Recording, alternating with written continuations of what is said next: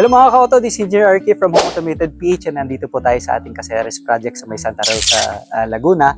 And magre-request po tayo ng client feedback from one of our clients who availed to offer products. So ito po yung Smart Intercom and yung ating Smart Fence. So, ayan po. Thank you po again, Ma'am Karen. Hi po, Thank you so sir. much, Ma'am. And thank you for availing our products, Ma'am. So, kamusta po, Ma'am, yung naging overall experience po nila from Home Automated PH po?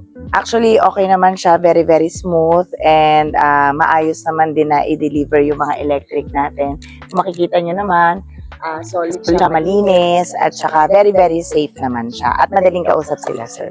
Okay, thank you so much, Ma'am, sa napakagandang feedback po. Okay. So, from a scale of 1 to 5 stars, Ma'am, mga ilang stars po kayo nila? Of course, syempre 5 kasi natapos siya ng maayos at saka talagang na-meet namin yung time na, yung kumbaga yung date at saka time na gusto na talaga namin na matapos yung aming project nitong safety electric fence natin. Okay, thank you, Ma'am. And marirecommend po ba nila si Of course, syempre naman. I-recommend natin siya sa mga friends namin and family namin and of course sa mga viewers ng ating Home Automated PH.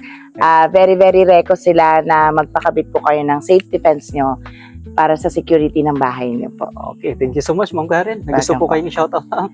Wala naman. Siya, pwede rin ang shoutout sa aking Kababos Laundry House. Yun lang. Thank you. Okay, thank you so much, Ma'am Karen. Thank you po.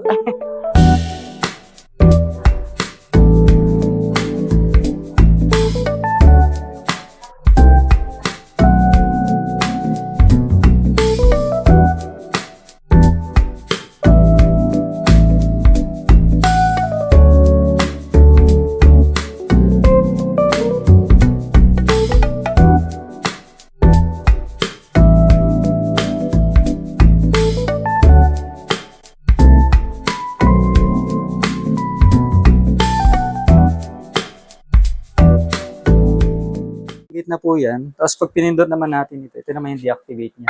So isang beep naman siya. Okay. So yan po, nakapatay na po yan.